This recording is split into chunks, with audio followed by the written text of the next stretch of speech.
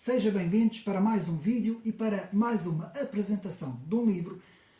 E hoje vamos falar de geopolítica e geoestratégia e com isso vamos basear-nos no livro de Samuel Huntington e o seu clássico O Choque das Civilizações. O Choque das Civilizações, editado em 1996 e que foi um livro que eu já apresentei no meu canal, muito lá no princípio, no início deste canal, ao Cinetenério. O vídeo até é um vídeo curto, mas que continua sendo uma das obras mais importantes escritas no século XX, não é? O livro foi escrito em 1996, mas que é de uma atualidade nunca visto. Meus amigos, eu decidi fazer este vídeo em termos de geopolítica e geoestratégia para nos explicar um pouco a recomposição das forças no século XXI, na nossa época, no nosso ano, agora em 2023, os vários conflitos que estão a ocorrer e também a importância deste trabalho de Samuel Huntington.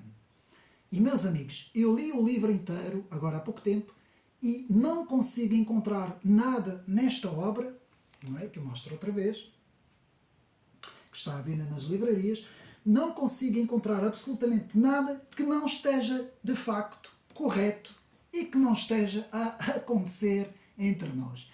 E nessa altura, em 96, Samuel Huntington, tanto cientista político norte-americano, muito influente nos círculos conservadores americanos, e que escreve esta obra, foi, digamos assim, uma resposta à obra de Fukuyama. Francis Fukuyama, que em 1992 tinha escrito a obra O Fim da História e o Último Homem. E o que é que dizia este trabalho? Francis Fukuyama afirmava que, como já uma vez também falei num vídeo, afirmava que com a queda da União Soviética, com a queda do Muro de Berlim, com a queda do Império Soviético, a história tinha chegado ao seu fim, ou seja, era o demoliberalismo que iria, digamos assim, ser a grande doutrina que iria dominar o final do século XX e todo o século XXI, segundo a ideia deste autor, e que teria chegado assim ao fim das eras dos conflitos, o fim das guerras, e que a humanidade iria caminhar para um poder global, um poder globalista, como eu disse, demoliberal, libertário, e que seria o modelo ideal, digamos assim, a mundialização feliz, de que fala Alan Monk numa das suas obras, e queria ser o futuro da humanidade, e que todos os humanos, sejam eles de que civilização, de que religião, de que credo, de que etnia, ou qual posição geográfica no mundo, iriam viver todos unidos, juntos, num mundo feliz, numa pura utopia. E isto, meus amigos, caiu que nem ginja na elite norte-americana e na elite europeia, nos chamados Falcões de Nova Iorque, na elite do Estado Profundo e nos tecnocratas da então, na altura ainda, União Europeia, CEE e depois União Europeia, e ficaram todos muito felizes com esta tese de Francis Fukuyama, escrita em 1992. Em 1996, Samuel Huntington escreve a tese contrária, O Choque das Civilizações. Então temos de um lado a política da utopia muito bem retratado pelos socialistas e pelos liberais pós-modernos, que gostam muito dessas utopias, mas Samuel P. Huntington faz toda a gente cair na realidade com esta obra. Voltamos à Realpolitik e voltamos aos factos, e Samuel Huntington, no Choque das Civilizações, mostra que é o contrário, que irá haver um choque entre as várias visões das várias civilizações e com isso o tempo, nós estamos em 2023, o tempo deu razão a Samuel Huntington e não a Francis Fukuyama. Esta é a grande lição do trabalho de Samuel Huntington, que de facto, aqui nesta obra, meus amigos, uma obra fantástica, que podemos resumir, eu não vou falar muito do livro porque já fiz o resumo, não é? Mas podemos resumir o trabalho de Huntington na seguinte afirmação. Então, a visão globalista, demoliberal, libertária, ou demoliberal progressista, contra a visão identitária das outras civilizações, meus amigos. E com isso, Samuel Huntington nos fala de um choque entre esta visão globalista, que eu chamo Macworld, não é? A célebre expressão, portanto, de Benjamin Barber, que falou sobre esta visão MC World, visão Macworld, visão um pouco a imagem da aldeia global, não é? De que nos fala outro teórico também muito conhecido, portanto, Marshall McLuhan, que nos anos 90 também tinha, portanto, formulado essa expressão da aldeia global, não é? E do mundo global, e tudo isso cai por terra quando nós, de facto, analisamos, portanto, a obra de Samuel Huntington. Então, podemos dizer que essas duas visões chocam completamente, não é? E porquê? Como eu tenho dito noutros vídeos, a civilização ocidental, neste momento, ela própria está em conflito entre duas visões. A visão identitária, a visão que é baseada na tradição judaico-cristã, eu não me vou repetir porque eu disse isso no último vídeo, e essa visão Macworld, neoliberal, ou liberal pós-moderna, globalista, ideológica, progressista, chega ao ponto do wokismo, uma visão completamente contrária às próprias raízes da civilização ocidental. E com isto chegamos a este choque das civilizações em que Samuel Huntington, neste trabalho, muito rapidamente, porque como eu disse não vou fazer o resumo, mas fala das várias civilizações, a civilização asiática, onde temos, portanto, os países como a China, como a Índia, todos aqueles países ali daquela zona, a Indonésia, o Japão, tudo aquilo ali, e também os países islâmicos, os países do Médio Oriente e do Norte da África, que prefaz a civilização islâmica, aquela zona toda ali, também dos países do leste, e depois descendo um pouco, fazendo, portanto, a junção entre o leste e a entrada na zona do Médio Oriente, não é? Aquela zona que hoje temos o conflito entre o Azerbaijão e, portanto, a Arménia, não é? O Alto Karabakh, não é? Como se costuma dizer, toda aquela zona ali onde há aqueles conflitos, tudo isso Samuel Huntington em 1996 já tinha, portanto, digamos assim, já tinha anunciado que iria haver um choque, principalmente com visões identitárias mais fortes nas populações, por exemplo, nas populações na China, e naquela zona toda ali, Coreia do Norte, China, tudo, aquela visão que é uma visão confucionista e também uma visão comunista, que iria chocar com os valores ocidentais, bem como também a visão islâmica dos países islâmicos, visão esta dividida entre xiitas e sunitas, mas que se opõe completamente, portanto, aos valores, a estes valores deste MC Macworld, não é? Deste globalismo ocidental que, digamos assim, renega as suas raízes. E se a civilização ocidental tivesse dado primazia na sua tradição judaico-cristã, nas suas raízes de Roma, Atenas e Jerusalém, raízes muito mais identitárias, se calhar, teria assimilado muito melhor as populações vindas fora da Europa, num género de um patriotismo. Porquê? Eu vou explicar. Portanto, o mundo asiático, o mundo oriental e africano são, portanto, regiões do mundo em que se preza muito a identidade, muito a religião e a identidade. Sabemos que a base de uma civilização é a religião. E esses povos são muito agarrados às identidades. As famílias patriarcais, digamos assim, ao culto religioso, aos valores, princípios e valores próprios daquelas zonas, e olham para o mundo ocidental, para este mundo ocidental, este mundo Macworld, este mundo arco-íris, este mundo progressista, com os valores wokistas, e rejeitam esta visão, rejeitam este mundo. Porquê? Porque eles não se revêem. Para eles isto é aberração, para a maior parte destes povos, eles não aceitam isso.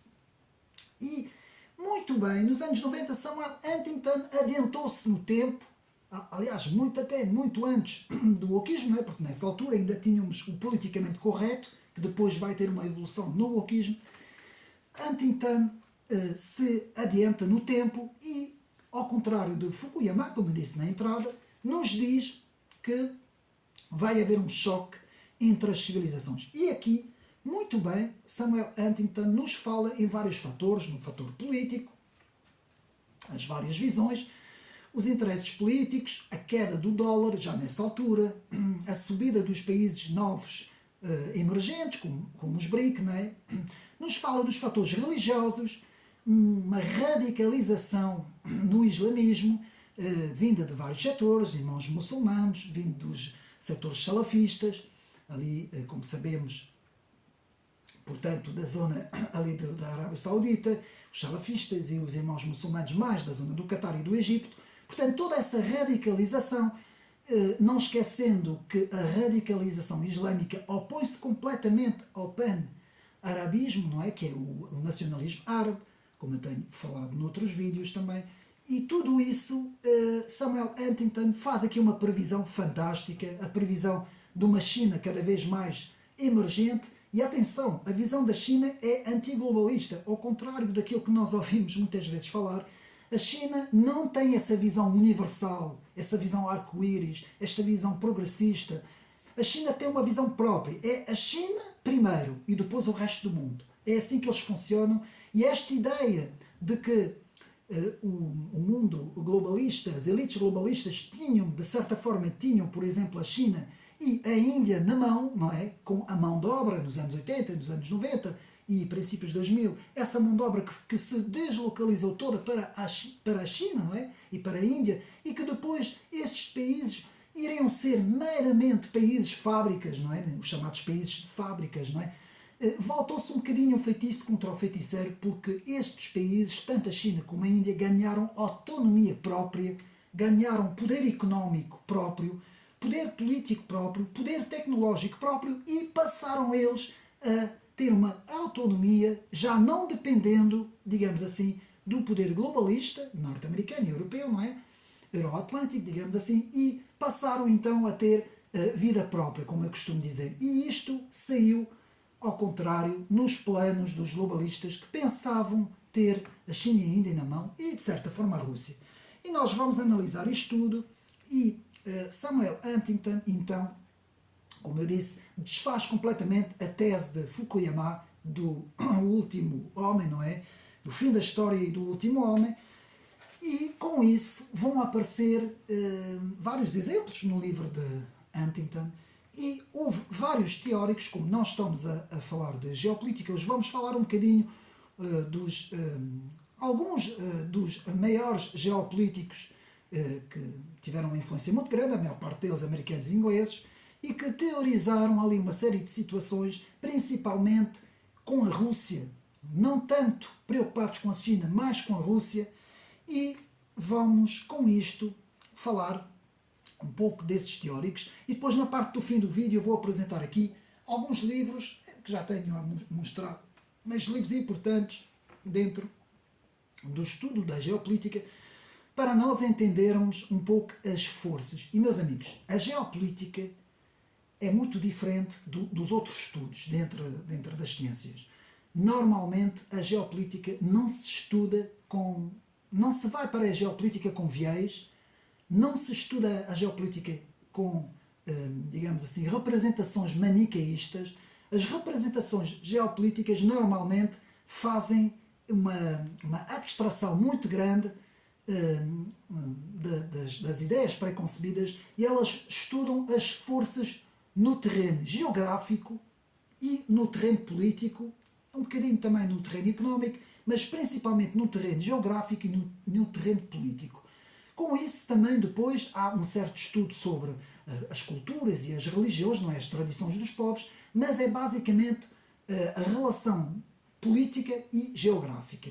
E muitas vezes essa relação não é manicaísta, não se toma partido e faz-se as coisas de uma forma mais holística. Quem explica muito bem isso é o professor teórico de geopolítica Alexandre Delval, que explica muito bem que os conflitos, se nós olharmos em termos holísticos, vemos que há, não diretamente, atenção, não diretamente, mas indiretamente, existe uma relação em termos políticos, geográficos e económicos, muitas vezes entre conflitos. Por exemplo, se nós pegarmos num conflito de Israel com a Palestina, vemos ali que indiretamente por trás, com outros atores, há uma relação também com o conflito da Rússia e da Ucrânia. E também o conflito da Rússia e da Ucrânia tem uma relação com o conflito em Azerbaijão entre os armenianos e os azerbaijanos, não é? Então, tudo isso não é uma forma direta, é indireta. É preciso estudar as várias ramificações políticas e económicas e geográficas, como eu disse, para percebermos ali o porquê com os atores muitas vezes ajudam de um lado, mas também ajudam do outro, dizem-se contra uma nação, um país, mas depois ajudam esse país. Por exemplo, a Turquia, que faz um jogo extremamente equilibrado ali naquela zona, que para, digamos assim, para mostrar a rua árabe, não é? Para mostrar as ruas árabes, que está do lado da Palestina, mas que ao mesmo tempo tem relações com Israel, tem negócios com Israel, e há ali uma série de coisas que muitas vezes nós, nas análises, na televisão, mais uma vez, não é? Nós não vemos, não ouvimos, e tudo isso se estuda em termos de geopolítica. E há mais atores, por exemplo, o Irão, por exemplo, o Hamas, atenção a esse grupo terrorista, Hamas, que no conflito da Síria se retirou da Síria precisamente por não apoiar a visão xiita do Irão e da Síria, de Bashar al-Assad, e tudo isso tem fortes implicações. Porquê? Porque depois começamos a ver Israel, de certa forma, a apoiar um lado e não a apoiar o outro, por questões estratégicas. Ou então podemos pegar também o caso dos Estados Unidos, que são os responsáveis, de certa forma, da criação do Estado Islâmico, não que tenham estado na origem, como sabemos, a criação dessas ideologias já remonta mais lá atrás no tempo, com o cruzamento da Irmandade Muçulmana do Egito, criada em 1928 por Hassan al-Banna, com, portanto, o movimento Wahhabita, que eu explico isso tudo também em outros vídeos, ali na Arábia Saudita, também, que vem do famoso pacto de Al-Saud com Mohammed al-Wahhab, que teriam feito ali um pacto, e foi a partir dali que o wahhabismo, que vem do hanbalismo, se desenvolveu. E esse cruzamento entre as ideias da Irmandade Muçulmana com o wahhabismo criou esse renascimento no início do século XX, não é? Atenção que esses autores, Hassan al-Banna, Said Qutb, todos esses autores estudaram muito bem os textos ocidentais, textos políticos, geoestratégicos, geopolíticos e também filosóficos. Portanto, eles eram muito bem informados, ao contrário daquilo que se pensa, e tudo isso surge, todas essas implicações naquelas zonas surgem também depois com o apoio, às vezes, e o financiamento dos Estados Unidos, que, para poder atingir outros atores como a Rússia, criaram, digamos assim, estes atores. E o que é que acontece? Muitas vezes esses atores se viram contra os seus próprios criadores, não é? Como nós bem sabemos, e tudo isso, ou seja, na geopolítica é tudo muito complexo, não há nada simples, não há nada binário, não há nada manicaísta, não é este contra aquele, aquele contra o outro. e o outro é porque são os sionistas, e como eles são sionistas, os outros são islâmicos radicais e tal. Não, atenção, porque as coisas não são assim. Porque há muitos interesses à volta dos grupos e muitas vezes é aquilo que nós na geopolítica chamamos as representações, uma representação, aquilo que é dito muitas vezes, por exemplo, pegando no caso do presidente da Turquia, Erdogan, quando ele fala numa representação, não é por trás, ele tem outros interesses com a União Europeia, com os americanos, até com o próprio Israel. Portanto, as representações é aquilo que é dito, mas não, muitas vezes não coincide com os factos, com o real político que acontece no terreno e o mesmo de outros atores, não é? Tanto da Rússia como dos Estados Unidos e da própria União Europeia. A União Europeia é quem, de facto, tem sido o ator mais fraquinho, digamos assim, um ator muito... o próprio Alexandre Delval fala do que a União Europeia é um objeto não identificado, não é? Um objeto geopolítico não identificado, hoje não é? Por não ter, digamos assim, uma identidade forte como os Estados Unidos. Porque os Estados Unidos, apesar de ter o wokismo, apesar de ter o progressismo a invadir as instituições norte-americanas, o Estado profundo americano continua a ser muito hegemónico, muito conquistador, ainda muito com a vontade de ser o polícia no mundo, não é? E, embora o Partido Democrata esteja a radicalizar-se cada vez mais para a extrema-esquerda, tudo isso, portanto, são análises muito complicadas, muito complexas, que é preciso analisar ator por ator e, principalmente, analisar os livros dos grandes teóricos, que é isso que agora nós vamos fazer. E, meus amigos, há muita gente. Não escolhi todos, mas escolhi uma parte deles. Portanto, Zbigniew Brzezinski, bem conhecido, François Fukuyama, que já vimos o livro O Fim da História, Samuel Huntington, que estamos agora a ver O Choque das Civilizações, John Halford Mackinder. Mackinder é considerado, já vamos ver melhor, mas é considerado uma peça-chave no estudo da geopolítica. Portanto, Marshall McLuhan, não é? Alain, o francês Alain, com a mundialização feliz.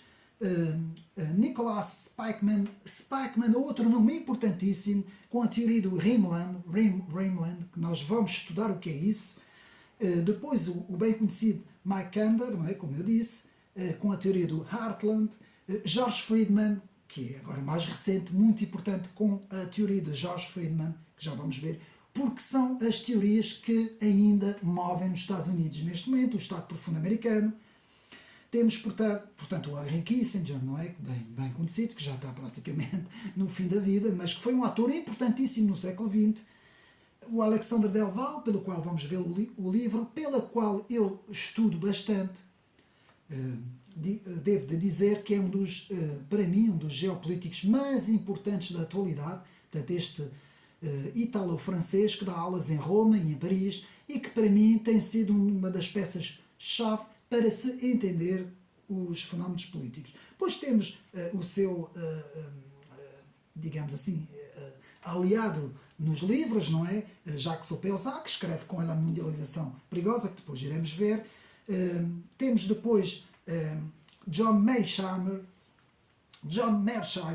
que é uma peça-chave também no estudo, e estuda-se muito, e vamos ver, estuda-se muito na universidade, quem estuda relações internacionais e até na própria área da geopolítica. John Mearsheimer é muito estudado.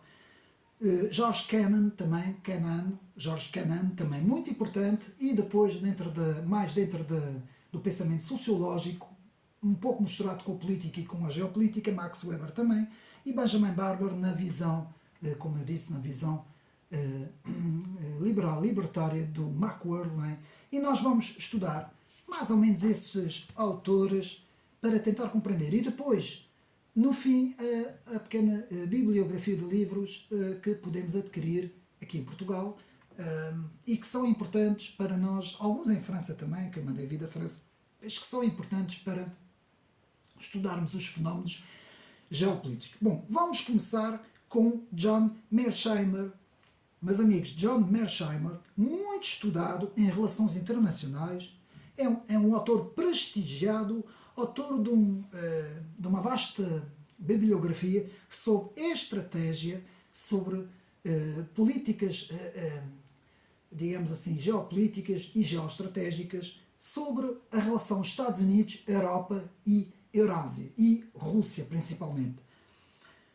Este autor é importantíssimo no estudo da geopolítica. Quem quiser, portanto, apontar, pode apontar. John Mearsheimer. Depois temos o geopolítico George Kennan. George Kennan, é assim que se diz. Teórico da doutrina do containment. Doutrina do containment, aliás, até na própria fim da vida de George Kennan, ele até foi crítico dessa própria teoria. Doutrina do containment sobre o avanço que a Rússia não poderia ter nunca em relação à Europa. Que isto é uma das grandes estratégias, mais tarde retomado por Henry Kissinger e também Zbigniew Brzezinski, que também vão falar sobre isso, sobre a doutrina do containment, em que, digamos assim, teria que ser criada ali, e é isto que vamos ver, uma zona tampão, é isto que vamos ver agora com a doutrina do Heartland e a doutrina do Rhineland, que vamos ver o que é uma coisa, o que é outra, e isto é importantíssimo para compreender hoje o fenómeno da Ucrânia-Rússia, do conflito da Ucrânia-Rússia. Se nós não compreendermos essas forças que estão por trás, não é? Porque normalmente estes conflitos por procuração, não é? Estes conflitos que normalmente acontecem entre grandes potências, que normalmente que não se confrontam diretamente e utilizam áreas geográficas para poder medir forças políticas e económicas, principalmente, e tecnológicas, mas principalmente no plano político e económico. E então George Kennan fala aqui da doutrina do containment. Zbigniew Brzezinski, como eu disse, o grande estratega, é preciso estudar este autor, mesmo que ele seja, muitos dizem que já foi um globalista puro, e foi de facto, mas ele tem um livro, um grande clássico, não é? Um livro clássico, claro, O Grande Xadrez, que neste livro Brzezinski explica tudo.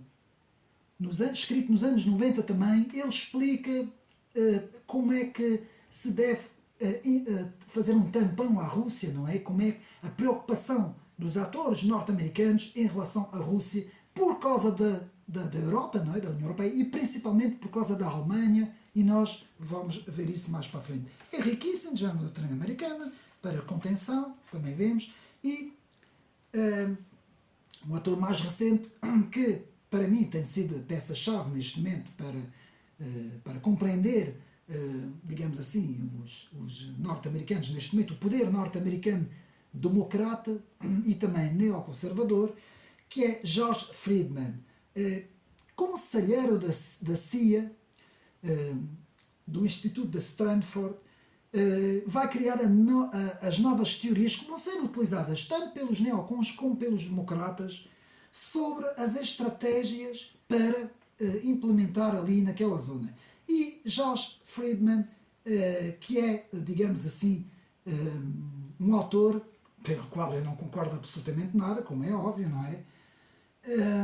Vai ter, aliás, há até um vídeo muito importante deste autor, George Friedman, tem um vídeo, podemos fazer a tradução, não é? É cínico, é imoral, mas funciona. Ou seja, o que é que este título quer dizer? Quer dizer que George Friedman, digamos assim, vai nos dizer que há um fim, não é? Um fim para ser atingido e todos os meios são válidos, digamos assim, para atingir este fim, não é? Então, pode-se utilizar qualquer meio, todos os meios vão justificar o fim, não é? É um pouco a doutrina de George Friedman em relação ali àquela zona, que agora vamos estudar com mais pormenor o que é que se passa ali na zona, portanto, toda aquela zona da Rússia e cá embaixo, aquela zona toda que vai ali da Ucrânia, mesmo quase até cá abaixo, já a entrar, a aproximar-se quase ali daquela zona toda de Odessa para baixo, não é? Passando aquela zona toda. Há aqui duas visões. Em 1904, John Mackinder, que é importantíssimo estudar, John Halford Mackinder, não é? Que é uma peça-chave na geopolítica, porque ele vai ser o teórico do chamado Heartland. E eu, como eu tenho aqui um mapa, eu vou mostrar que é mais fácil aqui no livro que eu depois irei mostrar, de A Mundialização Perigosa, que é um dos principais mapas que se estuda na geopolítica. E então eu vou tentar ver se eu consigo mostrar aos meus amigos aqui, a ver se consegue-se ver. Aqui é o Heartland. Estão a ver?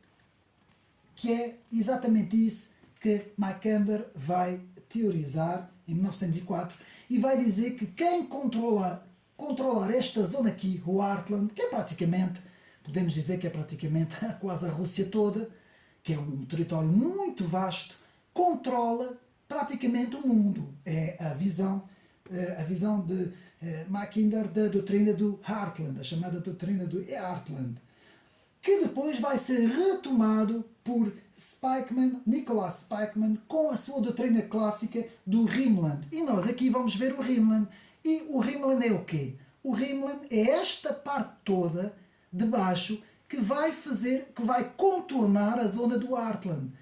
Portanto, eu vou tentar ver se eu consigo fazer assim. Portanto, esta zona toda, este anel em baixo, que vai contornar, começando aqui na Europa, na zona da Polónia, da Alemanha, indo até quase aqui Vladivostok, cá em cima, passando aqui pela Índia, pela China, por essa região toda. Então, Spikeman vai falar-nos do Rhineland, a zona de anel, que será a zona tampão para impedir que a Rússia deixe até Odessa, que fique ali a controlar aquele mar ali, e que tenha ali a hegemonia daquela zona toda, indo até a Rota da Seda e aquelas zonas todas cá embaixo no sul. E isso seria um grande problema para os Estados Unidos e também na zona mais, digamos assim, a oeste, quase a apanhar a Alemanha. Estes autores vão dizer, depois Brzezinski, Kissinger, uma série de outros autores também, o próprio Mearsheimer e Kennan também, que vão ser críticos sobre isso, vão dizer que o pior que poderá acontecer à hegemonia norte-americana é uma aproximação da Alemanha com a Rússia. Ou seja, se há uma aproximação entre a União Soviética na altura, ou então a Rússia hoje, entre a Rússia e a Alemanha, a aproximação é essa em termos energéticas, em termos também políticas e económicas e também tecnológicas, mas principalmente energética, é um grande problema. Daí o Nord Stream 1 e 2 terem sido, digamos assim, no plano norte-americano, teriam que ser apagados para a hegemonia norte-americana e este Macworld, esta visão progressista, liberal, libertário, poder ter a sua conquista mundial, não é? Porquê? Porque eles pensam que o poder islâmico não interessa muito, é longe, é uma coisa que se resolve, foi meio criado pelos americanos e isto não interessa muito. A China está lá no canto dela, ela também não se interessa em termos de poder global, e é verdade, dentro da visão chinesa, a China não anseia por controlar o mundo, embora ela quer ter hegemonia económica, mas não se interessa. O que interessava ali era ter aquela zona toda, desde a Alemanha até Moscovo, vejam bem, aquela zona toda ali, no poder norte-americano, no poder do Pacto Atlântico, não é? Da NATO, digamos assim. E isso, para estes autores, era importantíssimo e eles desenvolveram isso ao longo dos anos 90. E o que é que isso tudo tem a ver com, digamos assim, Samuel Huntington? É que Samuel Huntington nos explica no seu livro, e meus amigos, quando eu leio a parte da Ucrânia, isto foi escrito em 1996 e Huntington parece que, quase que posso dizer que é um profeta dentro da geopolítica, não é? Porque ele adivinha exatamente a tensão que existe ali, ele adverte, ele explica que se continuar a haver um avanço, digamos assim, um avanço da parte do Pacto Atlântico, não é? Da OTAN, que vai criar ali um conflito muito grande. E porquê? Porque aqueles povos, ninguém gosta, nunca ninguém gosta que ninguém vá ao quintal do outro ditar a sua lei, não é? Quer dizer, isto é a mesma coisa que as máfias que nós temos se nós vamos à zona de uma... Imaginamos que uma máfia tem um quarteirão e outra máfia tem outro quarteirão. Se uma máfia de um quarteirão for fazer a sua lei no outro quarteirão que pertence a outra máfia, o que é que vai acontecer? Vai acontecer tiroteio, não é? Nós sabemos que as coisas funcionam assim. Podem até ser amigos fora dali, até podem ir backups, não é? Como nos diz Alexandre Del Valle, mas não vão conseguir se dar se eles entrarem cada um na sua zona. Ora, há aqui uma zona que é da Rússia, que os Estados Unidos não têm que lá ir. Uma coisa é nós respeitarmos a nacionalidade dos ucranianos, sim senhor. A Ucrânia do Oeste, aquela zona toda, tem perfeitamente direito à sua autonomia. Qualquer povo tem direito e eu defendo isso a 100%. O nacionalismo ucraniano é lícito, aquela zona, mas da outra zona, aquela zona onde houve, portanto, os principais bombardeios em 2015 para cima, não é? 2014, 2015 para cima, estas zonas aí não, porque são zonas que já estamos a entrar no quintal da Rússia. E a Rússia, como sabemos, tem em números, não é que seja a potência mais forte em termos de armamentos, mas em ogivas nucleares, a Rússia detém o seu maior armamento, quase do planeta inteiro, não é? Não se pode brincar com um país desses. Assim como analisar outros conflitos, como por exemplo na questão, portanto isto agora foi na questão de conter entre o Heartland e o Rhineland, conter a hegemonia da Rússia para ela não se aliar à Alemanha em termos energéticos principalmente e não criar ali uma super zona cujos Estados Unidos tenham muita dificuldade e como sabemos ao longo da história, desde 1945, praticamente desde o Plano Marshall, que os Estados Unidos tudo fizeram para construir a Europa como subalterna, não é? A Europa, desde Jean Monnet, que era um autêntico agente da CIA, e hoje está provado pelos documentos, culminando hoje na Ursula von der Leyen, cujo sonho, ou projeto, é ser a próxima, digamos assim, dirigente da NATO, não é? Da OTAN, que ela quer, ela professa essa vontade. Tudo isso são atores que estão ali movidos por interesses do Estado profundo americano, do Estado profundo globalista, digamos assim, e, portanto, é normal a União Europeia praticamente não ter, como eu costumo dizer, não ter vida própria. A União Europeia não tem vida própria. Portanto, é um subalterno completo dos Estados Unidos. O único país, aliás, que os Estados Unidos falam é com a Alemanha. Os outros não interessam, nem a França nem nada. Portanto, a Alemanha seria o único, praticamente, que tem direito a que os americanos atendem o telefone. Não é? Não sei se foi Henry Kissinger que disse que o único número de telefone que eles atendiam era o número dos alemães e de nada mais. Portanto, isto para recapitular um pouco. No conflito, meus amigos, no conflito de Israel e aquela zona ali da Palestina, já falei nisso num vídeo sobre portanto, a defesa de Israel, sobre um grupo dos Cristãos Unidos, não é? Americanos, e já falei o meu ponto de vista, não vou aqui falar, mas convém perceber ali uma coisa. Para quem se interessa, eu aconselho estudar o conflito da Síria, principalmente o conflito da Síria, perceber os agentes que estão ali em jogo, porque que o Hamas saiu e não apoiou a visão xiita, o que é o Estado Islâmico, como é que temos o Estado Islâmico a combater o próprio regime de Bashar al-Assad, compreender ali aquela zona ali da Síria, os agentes por trás. Há sempre os agentes diretos e os agentes indiretos. Ora, agentes diretos, neste caso, é na Síria, o poder governamental da Síria, com aqueles que não querem aquele poder, que são os rebeldes, e depois os outros poderes locais, como os islâmicos radicais, como o Estado Islâmico, e todos os outros que estão ali. Os curdos também que estão ali naquela zona. E perceber aqui os atores diretos e depois perceber os atores indiretos, que são o eixo xiita, não é? Irão, Rússia e o próprio regime de Bashar al-Assad, e também do lado americano, portanto os americanos, os franceses, os ingleses, e também o próprio, por mais incrível que pareça, os próprios radicais islâmicos sunitas que estão do lado da barricada dos americanos, por incrível que pareça. Portanto, perceber ali isto. Perceber ali o que se passa na Turquia em relação aos curdos. Perceber aquilo tudo ali, porque é importante, meus amigos, para nós entendermos também tudo o que se passa ali, naquela zona. E, meus amigos, sempre com esta ideia de que perceber as forças políticas e as forças, portanto, as forças políticas nas regiões, não é? Nas diferentes regiões geográficas, as implicações políticas, geográficas e energéticas, e muitas vezes não coincide com maniqueísmos, com tomada de partidos, um é B, o outro é A, o outro é C, não. Tem a ver com interesses, tudo tem a ver com interesses. Por isso é que eu, no último vídeo sobre os donos do mundo, eu falei na convergências de interesses entre as grandes organizações dentro do mundo ocidental, não é? Do poder ocidental. Dito isso,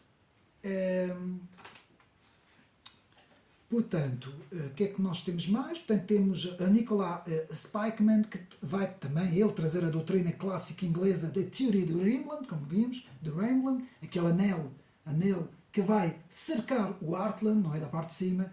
E depois também temos, por exemplo, como curiosidade, a Rand Corporation, que tinha preconizado fazer entrar a Rússia num beco sem saída na Ucrânia, precisamente ali na Ucrânia, que nos fala Samuel P. Huntington no livro, para conter a aproximação, mais uma vez, da Rússia à Alemanha.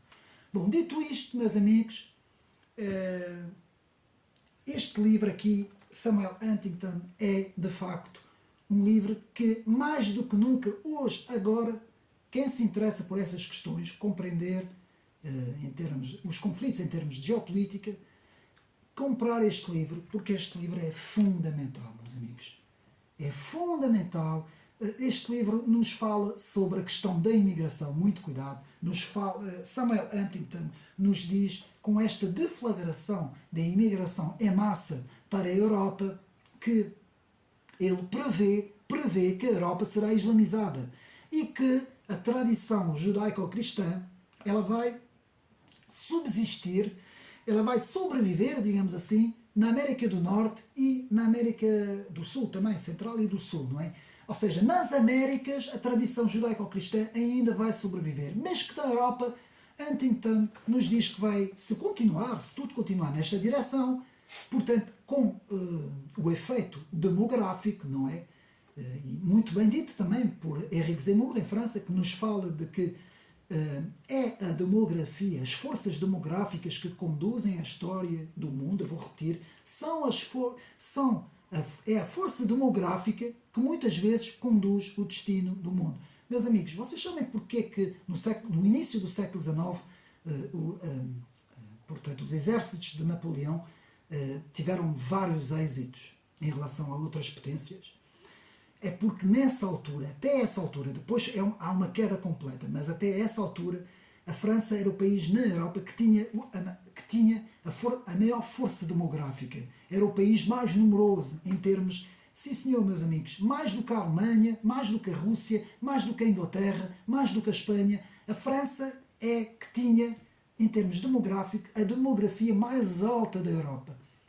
No tempo de Napoleão, aí, no início do século XIX, não é? De 1800 a 1815, 1820, depois há uma queda na demografia e depois com a Primeira Guerra Mundial, então a França passa a ser o terceiro ou quarto ou até o quinto em termos demográficos, mas da Europa, não é? Estou a falar da Europa.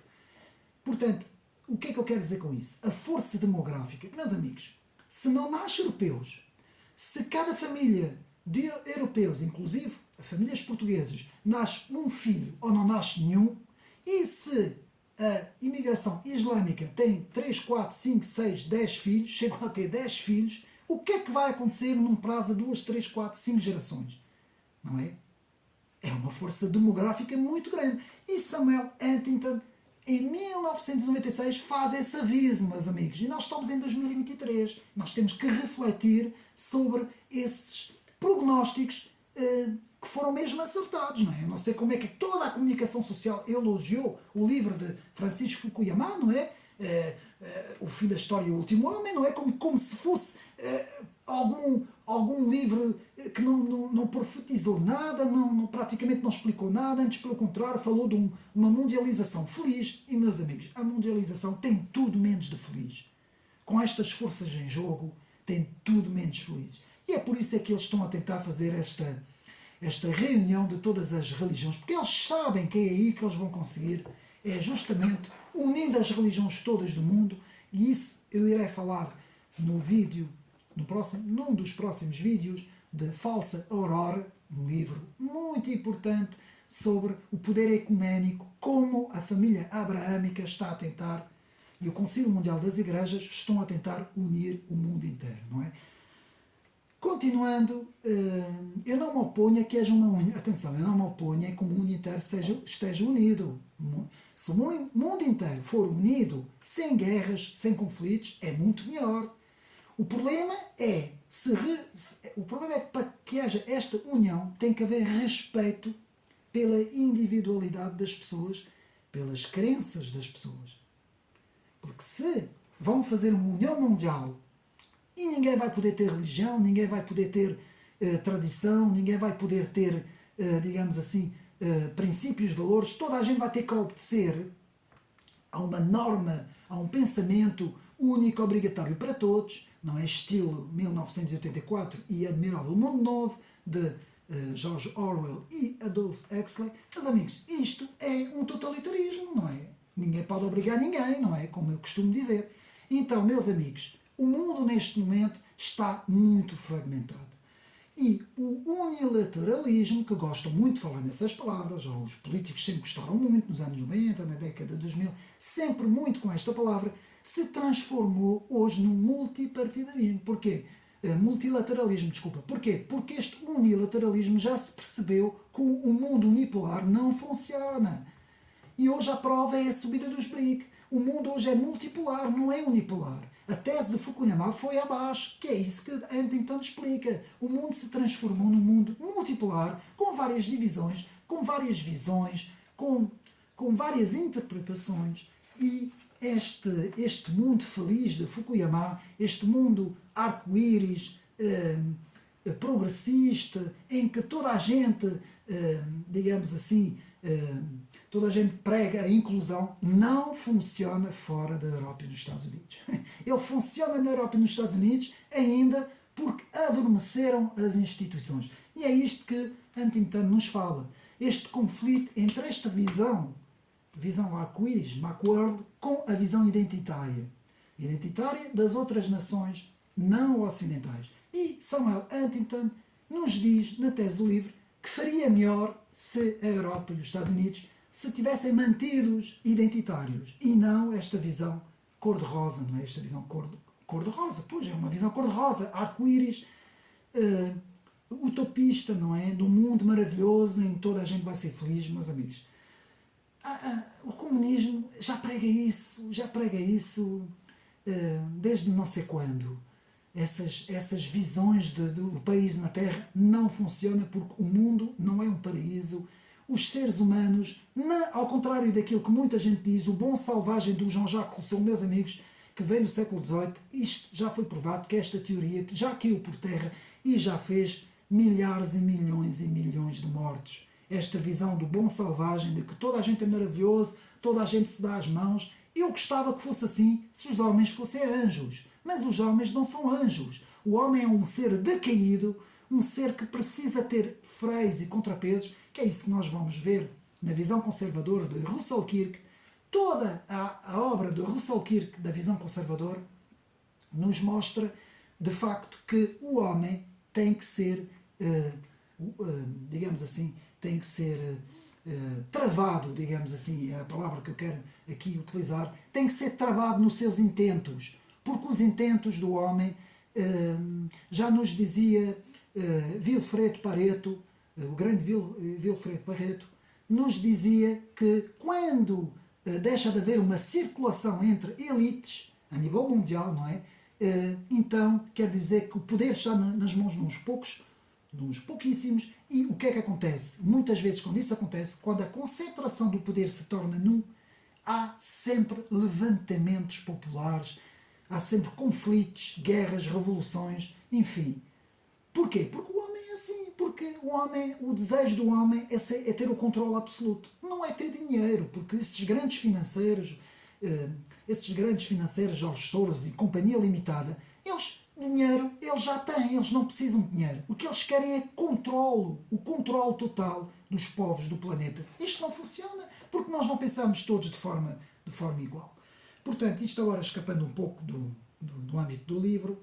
Portanto, meus amigos, concluindo, para agora irmos aos livros, portanto, O Choque das Civilizações, Samuel Huntington, leiam o livro do princípio ao fim, é uma autêntica previsão sobre os conflitos de 2023. Tanto o conflito de Israel-Palestina, como o conflito da Ucrânia e da Rússia, como o conflito do Azerbaijão, aquela zona ali. Vejam aqui este livro, leiam porque vale a pena, portanto, vale a pena, meus amigos, portanto, nos atermos a este livro. Eu penso que ainda esteja à venda nas livrarias, não é? E, portanto, é um livro importantíssimo. Agora, meus amigos, vamos agora rapidamente fazer aqui uma pequena bibliografia útil. Há muita coisa sobre geopolítica. E há muitos livros, agora até livros até recentíssimos, editados recentíssimos. Há muita coisa, é uma área muito vasta em língua inglesa. Portanto, quem dominar bem o inglês e conhecer bem os autores ingleses e americanos, na geopolítica é muito importante. Não é o meu forte. O meu forte é o francês, como vocês sabem. Não é o meu forte. Eu tento colmatar isso com alguns autores franceses, principalmente, como eu disse, Alexandre Delval, porque ele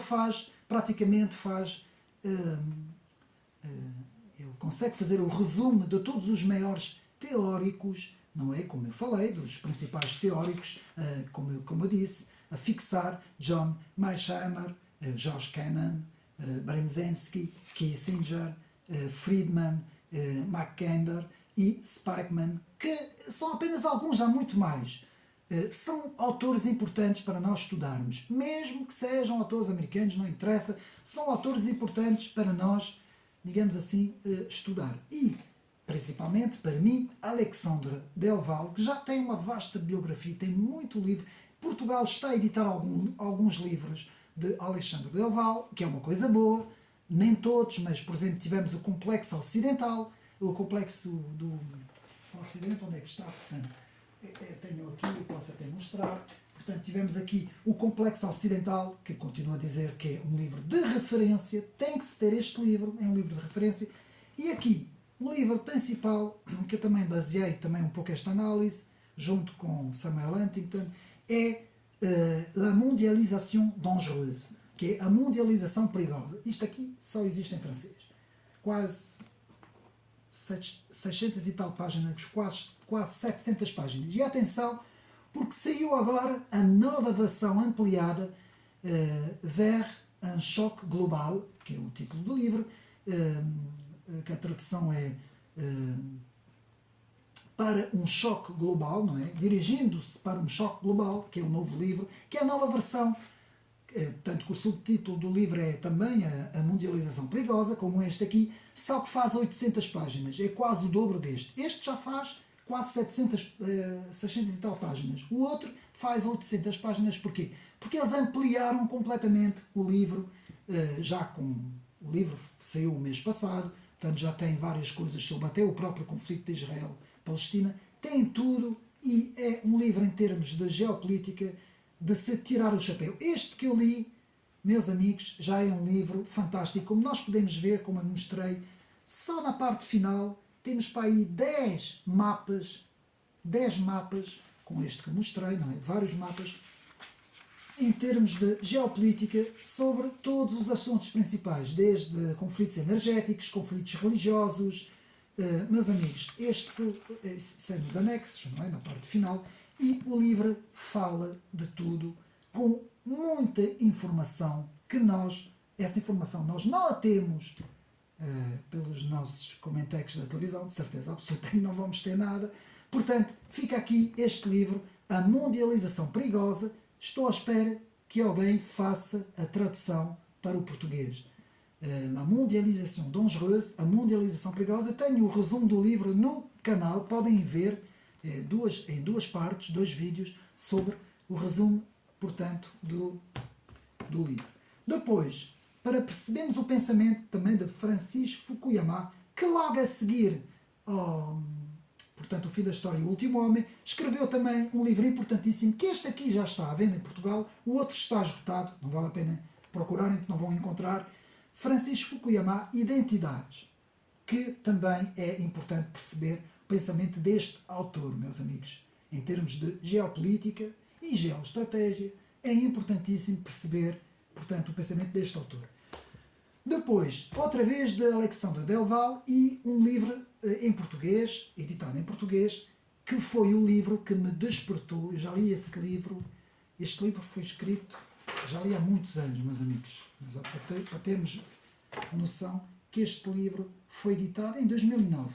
E eu li, quando ele saiu, eu comprei-o logo. Aqui em Portugal, atenção, a islamização da Europa. Ainda não tinham acontecido aqueles atentados todos em França, não é? Aqueles atentados do Charlie Hebdo e por aí fora. Tinha já havido o 11 de setembro, mas eu, quando comprei este livro, portanto, a islamização da Europa, como Alexandre Delval apresenta aqui, em termos ideológicos, políticos, demográficos, religiosos, como ela apresenta aqui o material que está aqui dentro, meus amigos, é assustador. Não é que é para assustar, mas é assustador ver o avanço destas organizações islâmicas dentro da própria Europa. Como é que o politicamente correto é utilizado, como é que o antirracismo dos grupos da extrema-esquerda é utilizado para sufocar os povos europeus. Como é, o autor explica aqui a dimitude, o que é a dimitude, a submissão dos povos europeus, os políticos completamente submissos aos agentes do Qatar e da Arábia Saudita e a influência da Irmandade muçulmana na Europa. Meus amigos, é de ficar com os cabelos em pé. A informação que está aqui, eu aconselho a compra desta obra para quem se interessa para esses assuntos, para quem quer pensar a Europa daqui 50, 100 anos. Como é que isto vai ser, não é? E, meus amigos, ao fim da leitura desta obra, nós compreendemos porque que as políticas da União Europeia e aqui do nosso Partido Socialista, não é? Porque que é uma política de portas abertas. Toda a gente entra, não há controle, não há nada. É a extinção das fronteiras, a extinção dos agentes que controlam, não é? Como o CEF, por exemplo, aqui em Portugal. Nós aí é que compreendemos porque que esta política autêntica de portas abertas está a fazer entrar o islamismo radical, mesmo para dentro da Europa. E isto é para nós pensarmos, meus amigos, para nós refletirmos. Depois, mudando um pouco os assuntos, quem se interessa pela China, quem se interessa pela inteligência artificial, tanto na China como nos Estados Unidos, a importância da Silicon Valley como um ator também importantíssimo nas tecnologias para estas ideias globalistas, Macworld, não é? Como tão bem nos fala Barber, não é? Outro autor, Benjamin Barber, também que nos fala sobre o Macworld vs. Aliás, ele tem um trabalho que é Macworld vs. Jihad. Como é que o Macworld e o Jihad vão se enfrentar, não é? Duas ideias completamente opostas. Mas, voltando aqui, a superpotência da inteligência artificial. Kai-Fu Lee. Kai-Fu Lee é um autor importante. Mesmo sendo um autor pró-globalista, é um autor importante porque ele aqui explica tudo. Aqui neste livro, portanto, Inteligência Artificial, a China, Silicon Valley e a Nova Ordem Mundial. Eu aconselho a leitura deste livro. Eu sei que eu aconselho a leitura de muitos livros, mas, meus amigos, quem tem hipótese tem que adquirir estes livros para aumentar os seus conhecimentos. Depois, um livro que eu já fiz a apresentação, mas muito interessante, China versus América, um alerta, aqui, ali, para quem quer estudar a questão de Taiwan. Eu aqui, nessa questão aqui, estou do lado dos americanos, estou do lado de Taiwan, não pela aquela ideologia que eles têm, progressista, mas porque a China ainda é pior, meus amigos. Aquele governo chinês, do comunismo puro e duro, como eu costumo dizer, é muito perigoso e, de facto, temos que, ainda não houve, mas se houver futuramente um conflito, nós temos que analisar bem os atores, analisar bem o que está em jogo, porque é que uns reivindicam uma coisa, outros reivindicam outra. Será que Taiwan tem direito à sua autonomia, à sua nação? Quem são os atores que estão ali à volta? Tudo isso, meus amigos, podem ler aqui na China versus América, um alerta, que é importantíssimo este trabalho. Já fiz também a apresentação no canal, podem ver. Aqui Lucien Serris, para mim, um dos melhores analistas. Há vários analistas franceses sobre o conflito da Ucrânia e Rússia. O grande Xavier Moreau, não é? Xavier Moreau, para mim, é um dos melhores, praticamente, se não o melhor. Não é que eu concordo tudo, atenção, porque eu concordo com estes autores em termos do conflito entre a Rússia e a Ucrânia, mas já não vou ouvir estes autores, por exemplo, que eu já vou explicar porquê, na questão de Israel-Palestina. E nós temos que fazer este exercício intelectual. Os autores que nós lemos não têm que ser de esquerda, de direita, globalistas, nacionalistas, patriotas, não. Ou populistas, não é? Nós temos que, conforme as temáticas, as matérias que nós vamos estudar, nós temos que escolher os autores. Se eu quiser estudar conflitos religiosos, eu vou escolher autores que eu me identifico no sentido de saber que são autores que defendem uma visão que eu também defendo. Não é que eu não tenho que ler os outros, porque eu também leio os outros. Mas, por exemplo, na questão do protestantismo, e eu vou falar aqui também noutra questão, porque eu não falei, que eu esqueci, mas que eu vou ter que falar sobre a questão do manifesto, do destino manifesto. A ver se eu não me esqueço no final do vídeo para falar sobre isso, porque é muito importante. Há aqui uma grande confusão quando as pessoas falam disso. Mas é assim, eu costumo ouvir e ler e estudar autores protestantes, porque eu sou protestante, não é? Embora também estudo muito os católicos, muito em termos de história, eles praticamente são os melhores. Mas é lógico que, conforme as situações, conforme os assuntos, conforme as temáticas, eu vou escolhendo os autores, porque eu, por exemplo, Lucien Serris, que escreve aqui La guerre hybride de l'OTAN, a guerra híbrida da OTAN, a versão francesa, sobre a Ucrânia. Na questão da Rússia e Ucrânia vou analisar este livro como eu já fiz, e praticamente a visão do autor é praticamente a mesma caminho. Mas este autor, Lucien Serris, quando se vai referir ao conflito Israel-Palestina, eu aí já não vou apoiar este autor. Porque eu já não concordo, porque isso aí já é uma questão espiritual. Estão a perceber o que é que eu estou aqui a querer dizer. Mas, falando disso, fica aqui a recomendação deste livro de Lucien Serris, que é um dos meus analistas, não é? Com, como eu disse, Xavier Moreau e também Bessonnet, também, são três... e também Jacques Beau, também, outro autor também muito, muito importante, que são autores que fazem análises sobre o conflito Rússia-Ucrânia de uma forma, digamos assim, muito inteligente, que nada tem a ver com esta comunicação social que nós ouvimos, não é? Todo de manhã à noite, agora, embora eles agora não estejam a falar sobre isso, mas fica aqui esta recomendação, está no canal, podem ver. Depois, geopolítica aplicada, porque é isso que este vídeo também fala. Ora bem, tenho aqui um livro que é pequenito, nem chega a 200 páginas, mas muito bem escrito. Eu gostei muito do livro, já o li. O Salto do Tigre, Geopolítica Aplicada, de António Marques Bessa, Carlos Manuel Mendes Dias. Achei muito interessante porque é um livro que tenta explicar as coisas de uma forma muito técnica. Eu gosto de livros técnicos e de uma forma muito prática também.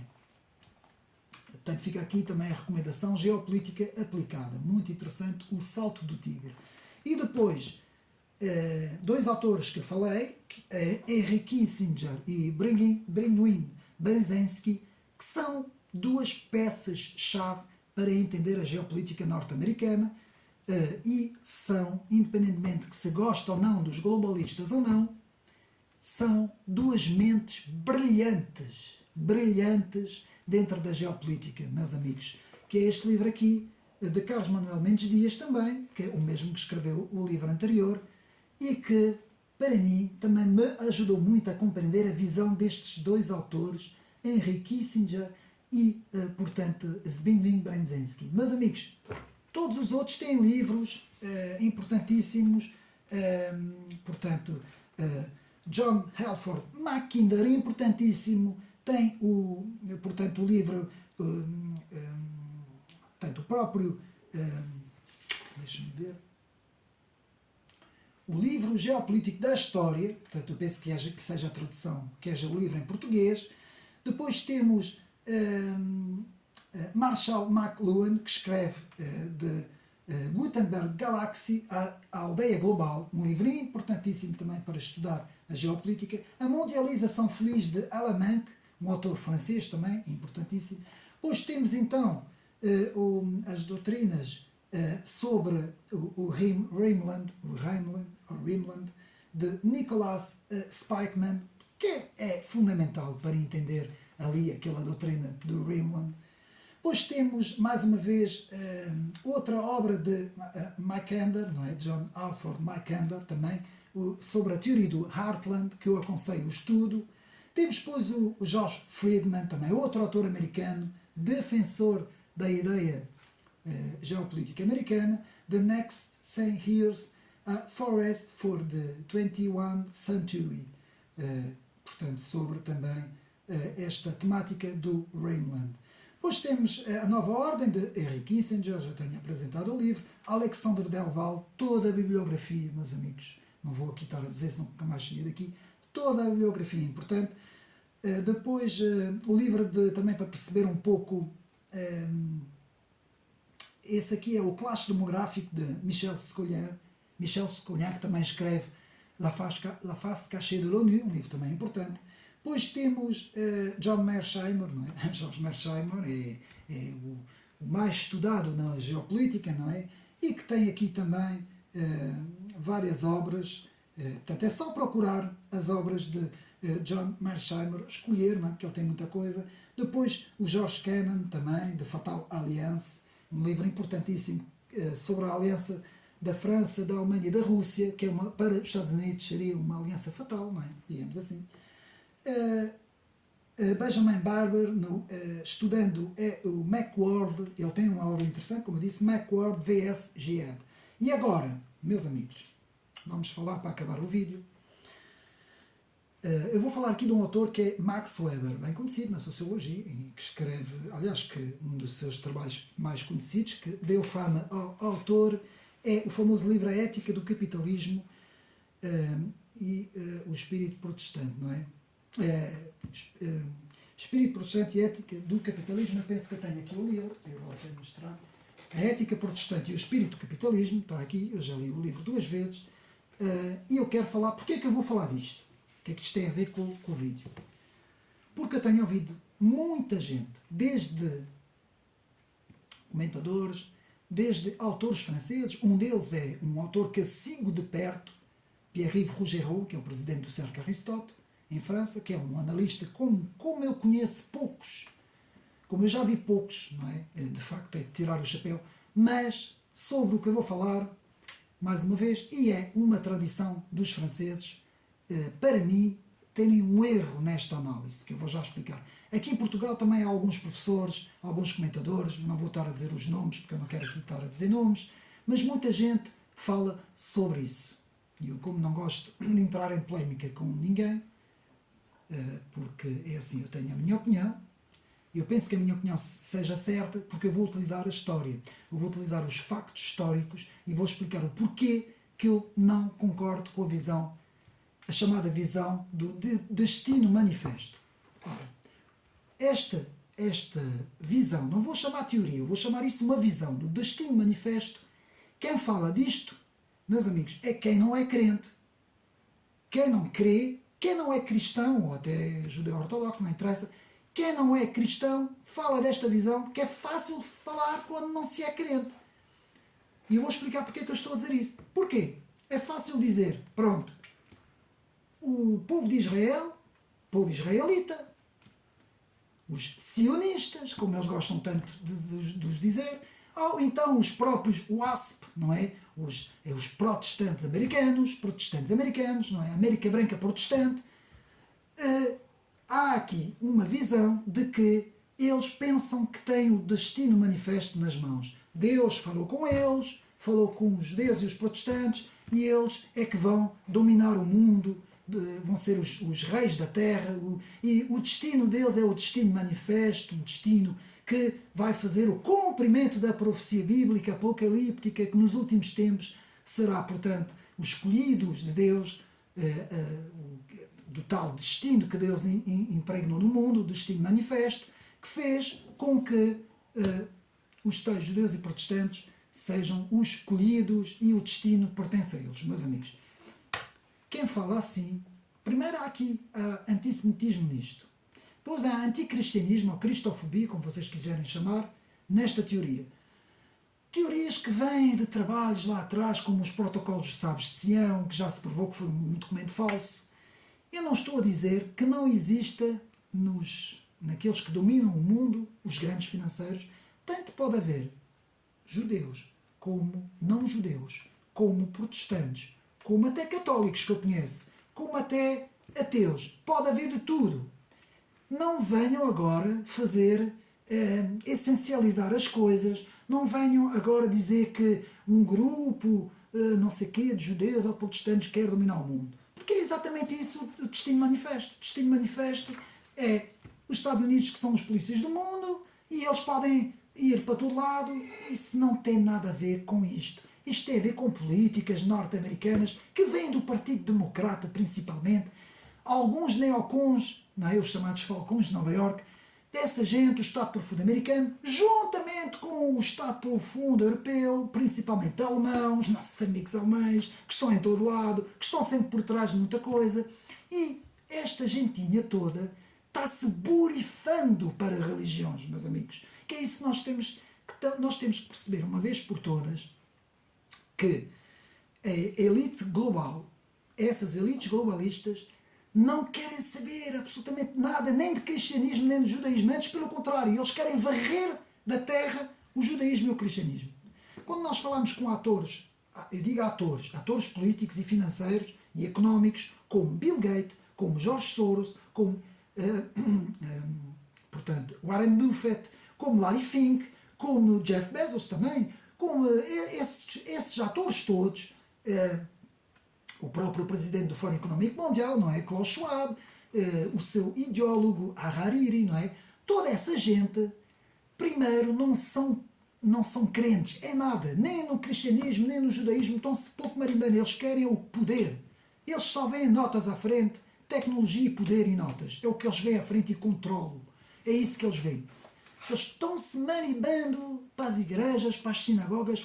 Pior ainda, eles são capazes de se venderem aos islâmicos para conseguir os seus intentos. Escrevam o que eu estou a dizer. Portanto, vamos parar com essa história do destino manifesto, que seria os americanos e os israelitas que querem conquistar o mundo.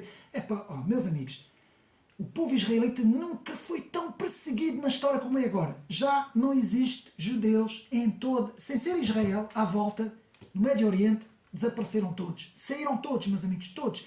Em França e na Europa está a haver uma perseguição, não digo uma perseguição física, mas há uma pressão enorme, que eles andam todos com medo, andam todos escondidos. Houve agora uma marcha em França, que é marcha a favor contra o antissemitismo, que nem uma bandeira de Israel foi permitido. Não se podia, não podiam levar bandeiras de Israel, era proibido. Uma marcha a defender Israel que não pode levar uma bandeira. Portanto, meus amigos, vamos tirar isso da cabeça. E outra coisa, os cristãos estão a ser todos dizimados no Médio Oriente e do Norte da África. Praticamente desapareceram todos. O Líbano era o país com mais cristãos, já não tem. O Egito tinha uma comunidade enorme de cristãos, já não tem. Porquê? O poder islâmico cada vez tem mais força. E depois vêm dizer que existe um plano americano, protestante e judeu para conquistar o mundo. Portanto, meus amigos, vamos nos deixar de tretas, vamos nos deixar de... Isso é que são teorias da conspiração, porque elas existem, é a mesma coisa que a Terra plana. Isto é uma aberração. Quando eu ouço alguém defender a Terra plana, e alguém que não foi à Lua, e que o 11 de setembro não aconteceu, e a Terra plana, e os protocolos dos sábios de Sião, e os protestantes, que são os que estão por trás dos globalistas. Meus amigos, eu já estou cansado de tanta... Porquê? As pessoas não leem livros, não estudam, vão atrás das coisas que vêm na internet, e depois ficam assim. E depois também há muita gente que não gosta dos judeus, meus amigos. Eu estudo as obras todas de Charles Maurras, de Maurice Barrès, do próprio Eduardo Limon, que foram os maiores anti-judeus que eu já conheci em França. Mas eles tinham as razões deles. Viveram no final do século XIX, princípio do século XX, tinham as suas razões. Tinham, eram assim. Como há pessoas que não gostam daquele povo ou do outro povo. É a visão deles. E, atenção, o catolicismo francês sempre teve isto, desde a Idade Média. O catolicismo francês foi, desde os primeiros pais da Igreja, que foi sempre educado contra tudo o que era o judaísmo. Que é uma estupidez, que eu já expliquei que o cristianismo veio do judaísmo. Não é a mesma coisa. Os cristãos não praticam o judaísmo, mas não têm que ser inimigos dos judeus, não têm. É muito mais próximo o cristianismo do judaísmo, porque o cristianismo sai do judaísmo, eram todos, o próprio Senhor Jesus era judeu, do que o Islão, que é uma coisa que aparece no 7º século e que ainda por cima aparece mesmo com o objetivo de destruir tudo o que não é igual a eles. O problema está aí. Portanto, meus amigos, apenas isso. Esta história de destino manifesto, eu não concordo com isso. Cada um tem a sua visão, não concordo com isso. Apenas digo uma coisa, neste momento mais do que nunca, nós temos que defender e vou acabar com isso porque o vídeo já está comprido, nós temos que defender a civilização ocidental. E a matriz da civilização ocidental é a tradição judaico-cristã. Querem vocês, querem não, é isso que nós temos que defender. Podem chamar hebraico-cristão, podem chamar judaico-cristão, o que vocês quiserem.